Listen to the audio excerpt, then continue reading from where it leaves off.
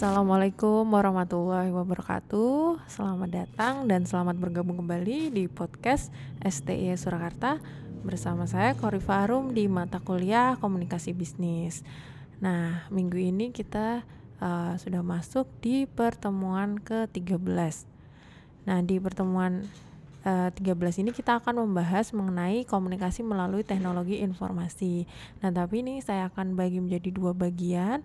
Di bagian pertama akan kita bahas minggu ini dan bagian kedua akan kita bahas di minggu depan.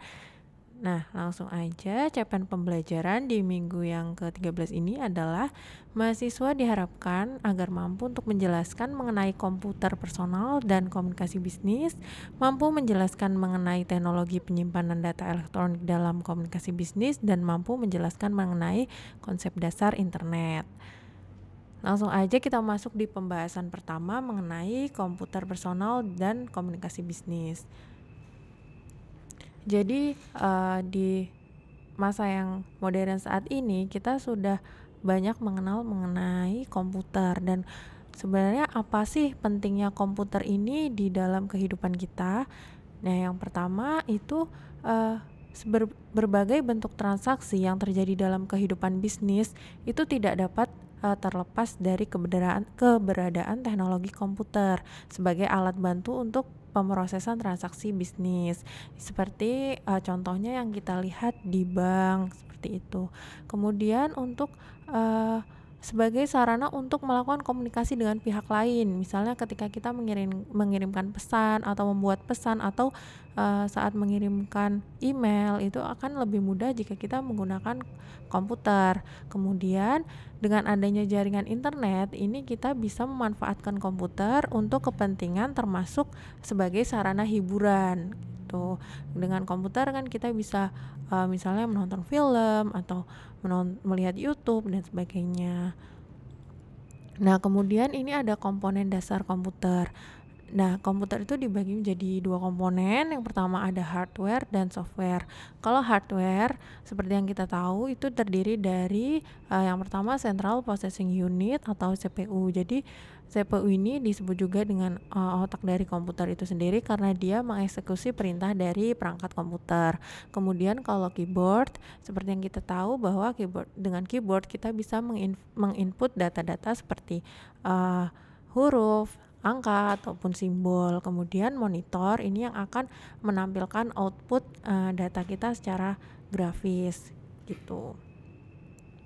Nah, kemudian ada komponen software. Nah, ada apa aja sih? Yang pertama ada software untuk mengolah data. Nah, contohnya apa? Contoh software pengolah data itu ada seperti Microsoft Word, Microsoft Excel, Foxbase Plus, dan lain sebagainya. Kemudian ada software untuk presentasi data, ini ada CorelDRAW untuk membantu kita membuat slide presentasi, kemudian Microsoft PowerPoint, ini juga untuk membantu kita membuat slide presentasi, kemudian Lotus Freelance Plus, dan lain sebagainya. Nah, kemudian ada juga software untuk membagi data seperti Netscape Navigator, Eudora Pro, Adobe Land, dan sebagainya. Nah, kemudian ada software untuk utility, ini ada software antivirus, ada Theme Desktop Collection, dan juga Screensaver. Nah, ada juga software untuk bidang khusus seperti Simply Accounting, ini untuk bidang keuangan, kemudian SPSS untuk bidang statistik, dan Metastock. Nah, selanjutnya kita akan membahas mengenai teknologi penyimpanan data dalam komunikasi bisnis. Jadi, media penyimpanan data elektronik itu ada beberapa macam. Nah, ada yang seperti CD-ROM, DVD-ROM, HD-DVD, Blu-ray disc, atau yang sering kita gunakan yaitu flash disk dan juga hard disk eksternal. Dan dengan adanya internet, sekarang ini juga sudah banyak yang menggunakan media penyimpanan elektronik dengan internet yang disebut dengan cloud storage. Nah, seperti contohnya itu Dropbox atau Google Drive, itu contoh dari cloud storage. Kemudian apa sih manfaat dari media penyimpanan data elektronik itu?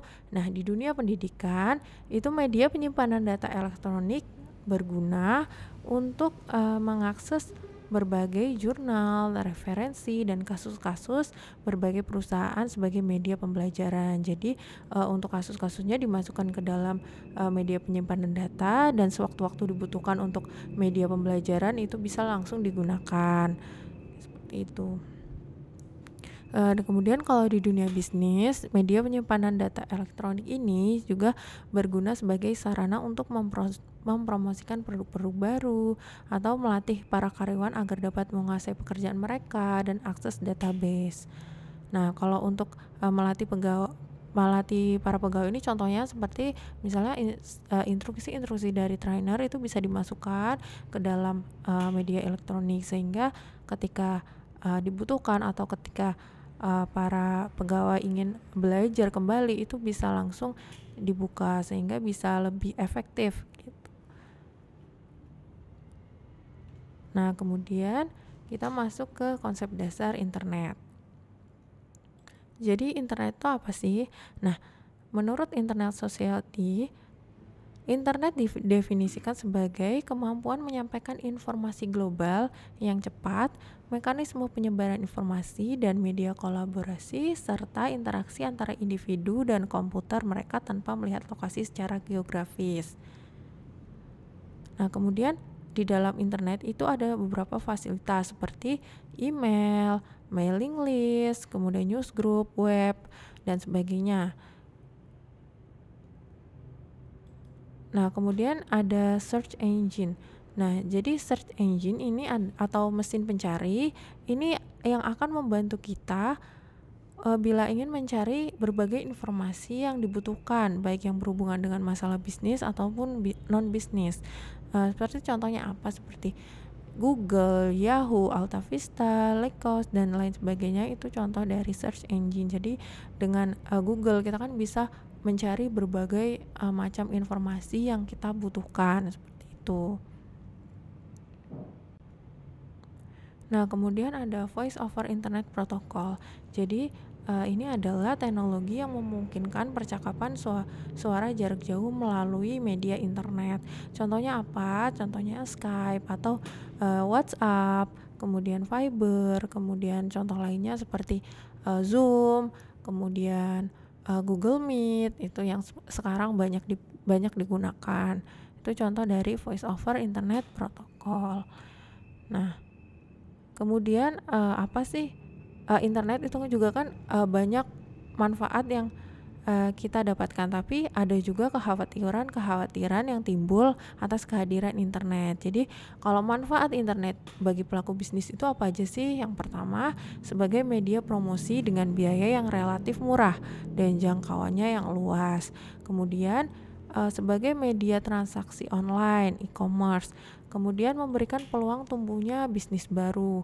Kemudian memberikan kemudahan bagi pengirim informasi ke berbagai pihak secara cepat. Kemudian manfaat lainnya memberikan kemampuan untuk konferensi jarak jauh antara perusahaan induk dan anak perusahaan yang berada di berbagai belahan dunia. Jadi komunikasi itu bisa dilakukan secara lebih mudah.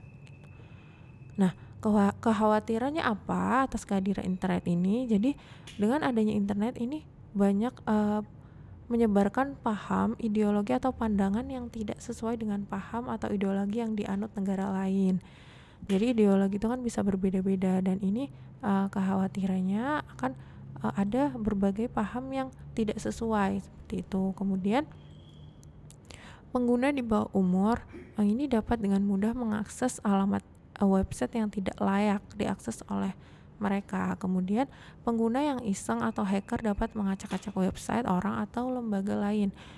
Dan kemudian pengguna yang mendownload informasi dari internet bahkan bukan tidak mungkin akan mendapatkan virus yang berakibat fatal. Kemudian munculnya website yang berkaitan dengan tindakan-tindakan fatal. Oleh karena itu kita juga harus sangat berhati-hati dengan kehadiran internet ini.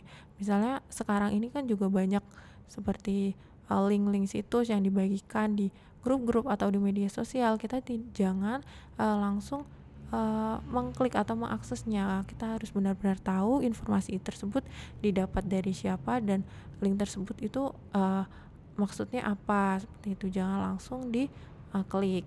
Kemudian juga kita harus hati-hati dalam menyebarkan informasi pribadi kita di media sosial seperti itu.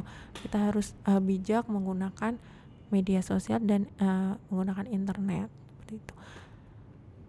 Nah, itu aja untuk materi kita di minggu yang ke-13 ini. Apabila ada yang ingin ditanyakan, nanti boleh langsung ditanyakan.